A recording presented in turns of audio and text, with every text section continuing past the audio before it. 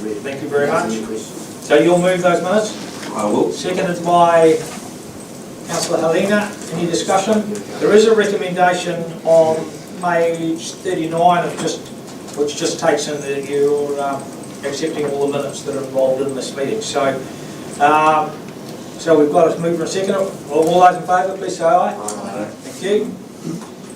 Page 45, adoption of the key policies associated with the 2024-34 long-term plan. That's David and Karen. Or Karen first, is it? It's David. David first. Page 45. Thank you, Your Worship. There are a number of documents associated with this report,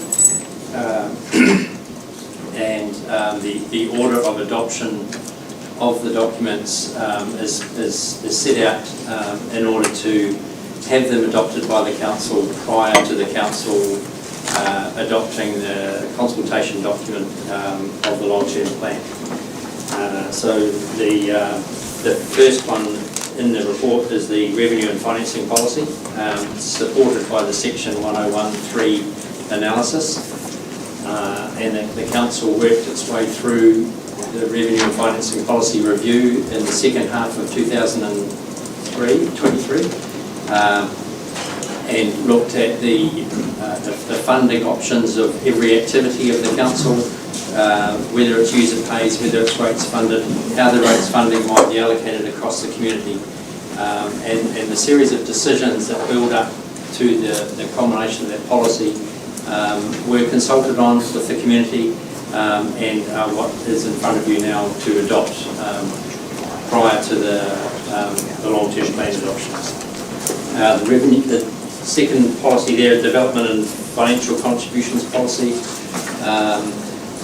The Council adopts development and financial contributions as part of the Wairarapa district plan, the combined district plan. That's under review at the moment, and there's new contribution policies associated with the proposed district plan.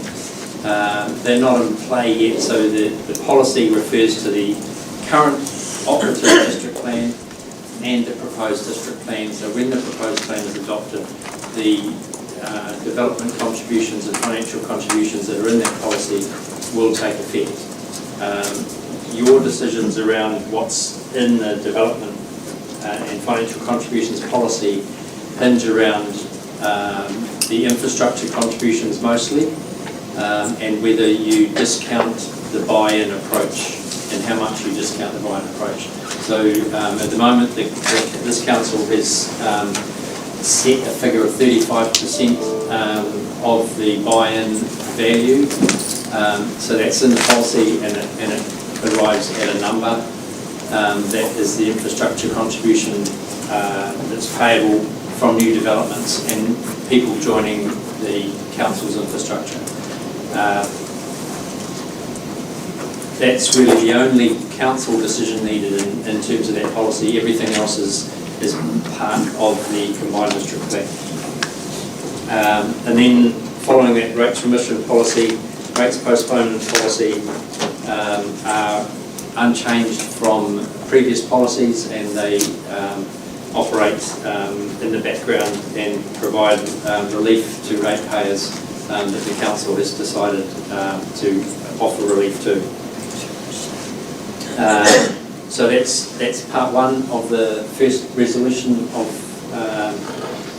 this report, and part two is the remission and postponement policy on Maori freehold land, and the Council is looking to consult on this policy as opposed to simply adopting the policies that are there, but we're also looking to adopt and consult on the draft remission and postponement on Maori freehold land. I think that's enough of an introduction. It's quite a lot of reading for you, and hopefully you've waded your way through those documents. Okay, any questions? Questions, Councillor Helena? Yeah, just a couple of questions from my own understanding, really, and it might be more relevant to when we're deciding on a long-term plan to accept it or not. But on page 204, the last 6 years of the long-term plan, in the area of network services, it appears to me we're not depreciating at the rate that would normally be expected. And I just wondered if there's a reason for that. Page 204. Yeah, page 204. I hope I've got it down correctly.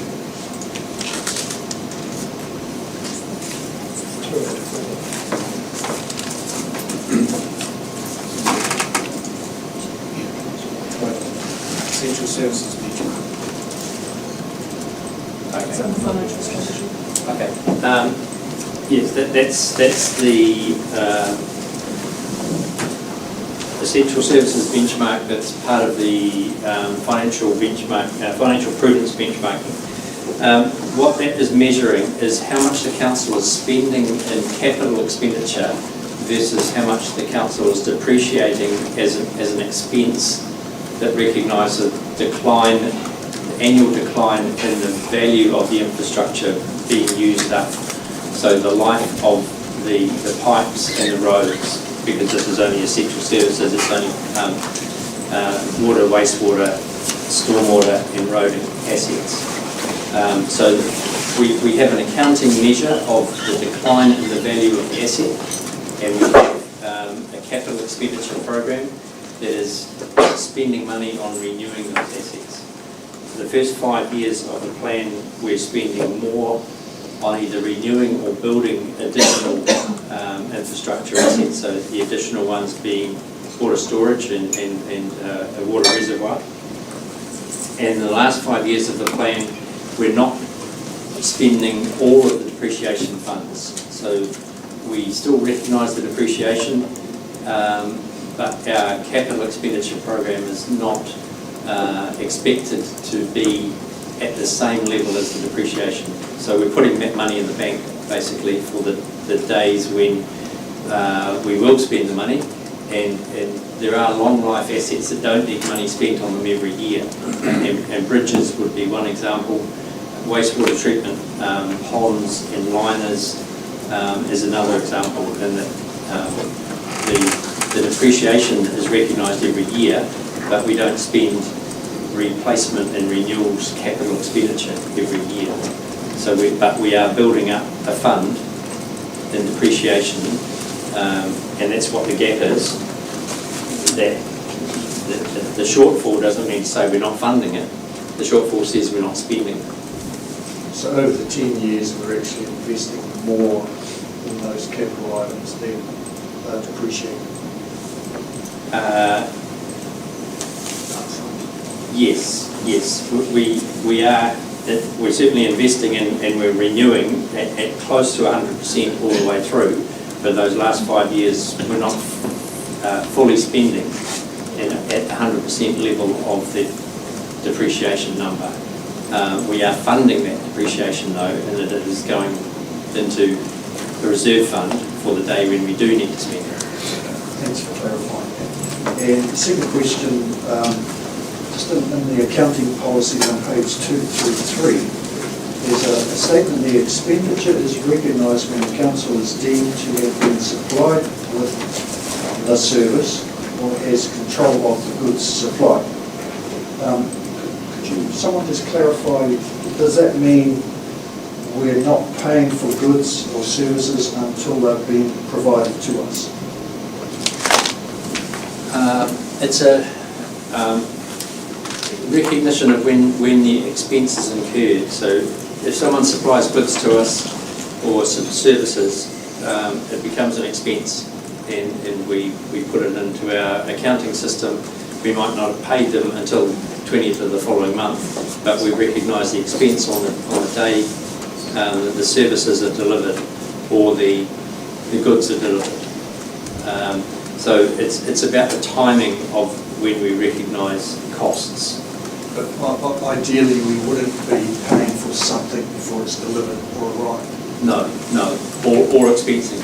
we might sign a contract and have a commitment, and in our year-end accounts, we would have the value of what has been committed and not spent yet. So if a contract for a water main is let, they start the work, they've spent $100,000, but the contract value is $300,000, then $200,000 is committed in our accounts, but it's not booked as a cost.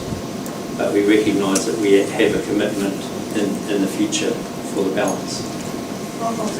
Just councillor, but it just recognises contract law of when we become the legal owners or something. We become the legal owners or something when goods actually become our legal ownership from when they've been supplied. Any further questions? Yes, Councillor Tuka. I wonder if you're able to tell me how many applications we have for rates remission policy per year?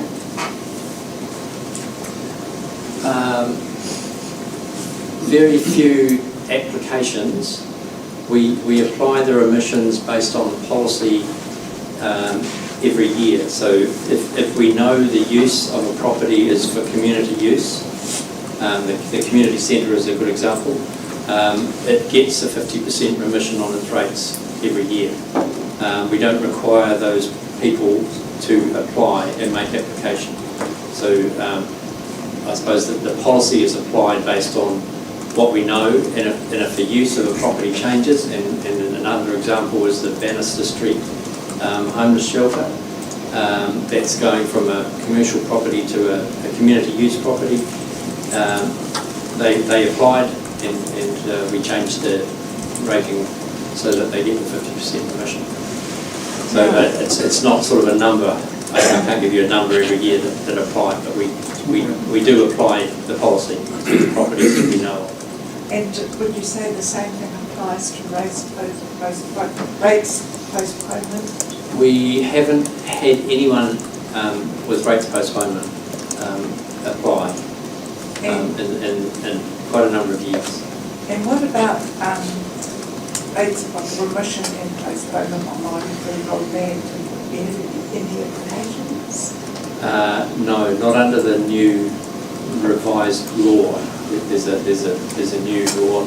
We've revised our policy to match what's in the law, and we're looking to publicise and promote the availability of that policy amongst the Maori iwi community. What about before the plan was revised? There are some that we know of that people have applied for. I can't give you the exact number. Thank you. Any further questions? Yes, Councillor Holmes. Just to follow up on Tom's question about the depreciation on pipes and things, does that apply to the pipe work in the one area of Woodstead? Yes, yeah. The pipes are an asset on the council books and they are depreciated. The One Area Roo Committee who decide on the funding don't fully fund all the depreciation on that scheme. Thanks, Bill. Any further questions? If not, would somebody be prepared to move the recommendations 1 and 2 on page 45? Then Councillor Bay, seconded Councillor Johnson. Any further discussion? No further discussion, I'll put the motion. All in favour, please say aye. Aye. Against? Carried. Page 137, adoption for consultation of the key long-term plan documentation. And it should be Karen, is it? Yes, I'll start. Thank you, Your Worship. I thought there were a lot of documents and words in the last item. There's certainly a lot more in this one. The purpose of this report is to seek adoption of the long-term plan consultation document, which is this one. You all have a fresh copy on the table with you.